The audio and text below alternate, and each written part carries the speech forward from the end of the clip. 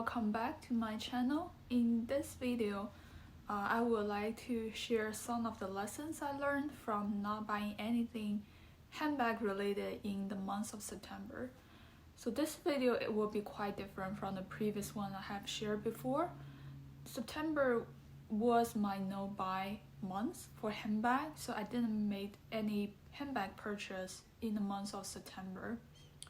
And I used this month to think about my handbag collection and my thoughts from not making any purchase, and would like to share what I learned with them, with you.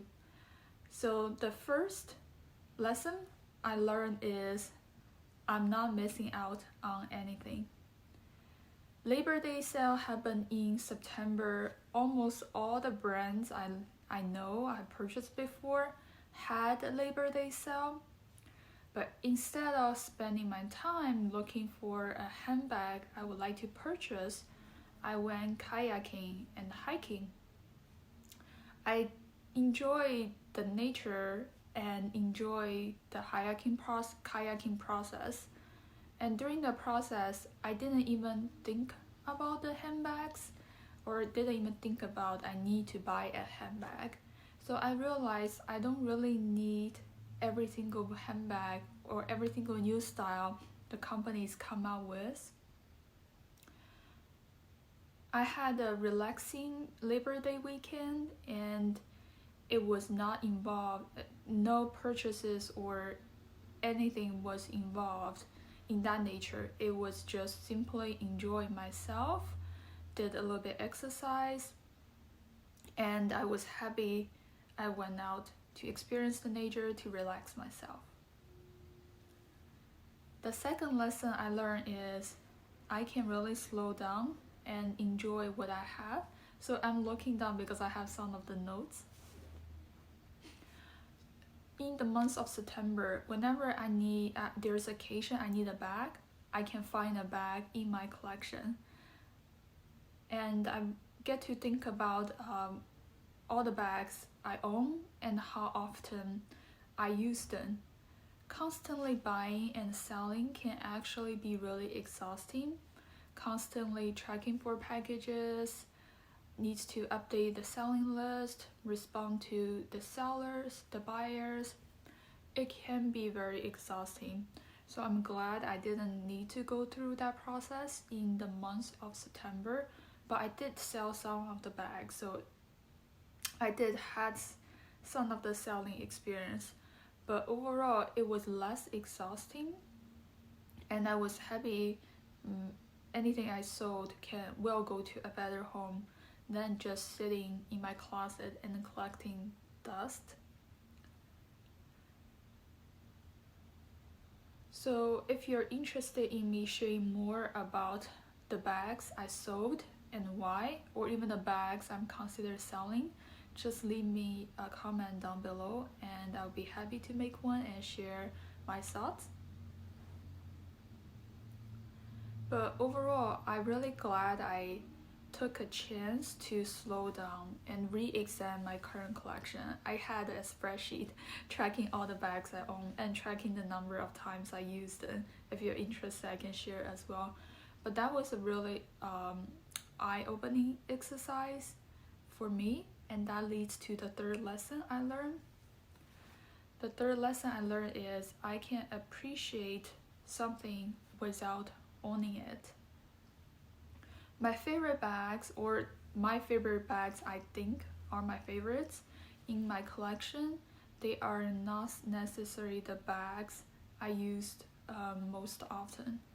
And if I'm not using them, I feel like they are just being wasted in my collection. There are a couple of bags meet that criteria. For example, this Go Force Goods Sarah crossbody in color turquoise. I purchased this, I even have the card, so I know exactly when I made the purchase, but I haven't even used it once. So this bag was made in June 27th, and I haven't even used it once since I purchased it. To be honest, I'm not even quite sure why I don't use it. Probably because if I go out, a lot of time I go hiking or do outdoor activities, and this bag is not that practical. I would much prefer backpack or a small backpack for that purpose. And second is the color.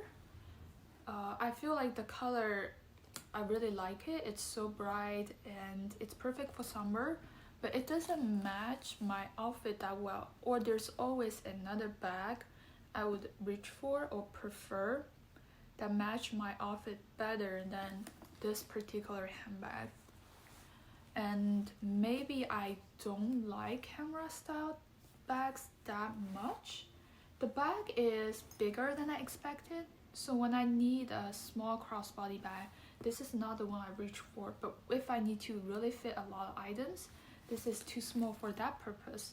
So even though I like the color, and I even add the pocket just like the way I like it, a back side pocket, but I still don't reach for it.